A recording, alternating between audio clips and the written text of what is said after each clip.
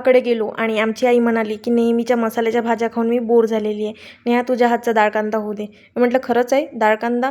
कारण की आमच्या बाबाला डाळ कांदा जास्त काही आवडत नाही, कारण की ती जे डाळ कांद्याची भाजी आहे ही थोडीशी गोडसर होते, कारण की कांदा हा नेहमी गोड असतो. भलाही ह्या डोळ्यातून सरासरा अश्रूधारा काढत असेल, पण ह्या कांद्याला फक्त तिखट डोळ्यांसाठी आणि नाकांसाठीच असतो.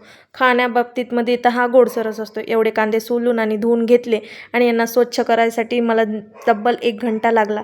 आणि मी सांगते ना, माझ्या जे जाम डोळ्याची आणि नाकाची कुस्ती होत होती ते हा शेवटच्या कांद्याने निवांतपणे शांत पडली. नाकाने सहन केलं आणि डोळ्यांनी भोगलं, अशासारखी गंमत आहे. एवढे कांदे कापून झाल्यानंतर याला होती चिराची बारी. जर तुम्ही जास्त लोकांसाठी करत आहे ना, तर तुम्ही 2 घंटे पहिलेच बसा, 2 नाही 3 घंटे, कारण की कांदा भरपूर लागतो याला.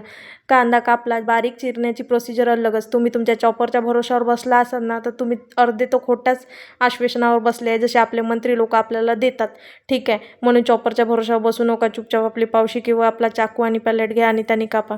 मला लय मेहनत लागत आहे याच्यावर, कारण की मी हे मिक्सरच्या भांड्यावर ठेवून शूट करत आहे. तर समजू शकता तुम्ही माझं का बरं हे असं दिसून राहिलं आहे.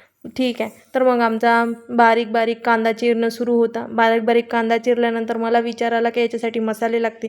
बघा, कांद्याच्या भाजीसाठी सुद्धा कांदा लागतोच बरं का. नाही तर असं नाही की कांदा आपला डाळ कांदा करत आहे आणि त्याच्यात कांदा नको, असं होत नाही, करावंच लागतो. आता प्रत्येकाची प्रोसिजर अलग, हे माझी प्रोसिजर आहे, कोणी कशा बनवतं ते मला माहीत नाही.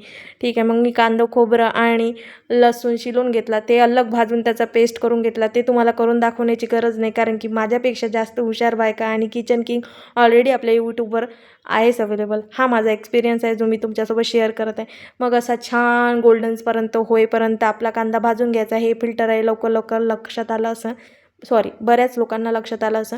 मग त्याच्यामध्ये जे डाळ टाकली आहे याला 1 कुकरची शिट्टी होऊ दिली आहे, कारण की हे चण्याची डाळ आहे, इतकी मुजर असते ना हे लवकर शिजत नाही, म्हणून याला एखादी कुकरची शिट्टी द्यावंच लागते जर तुम्ही लेट भिजात टाकली असेल तर.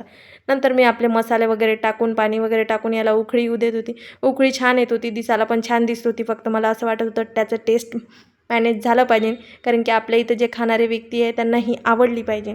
आणि चक्क छान अशी बुडबुड्या सुटत होत्या, छान घट्ट येत होती भाजी. तर तसं मला छान वाटत होतं. आणि भाजी रेडी आहे, सांबार टाकला आहे आणि बढियापैकी आणि स्वादिष्ट या जेवायला.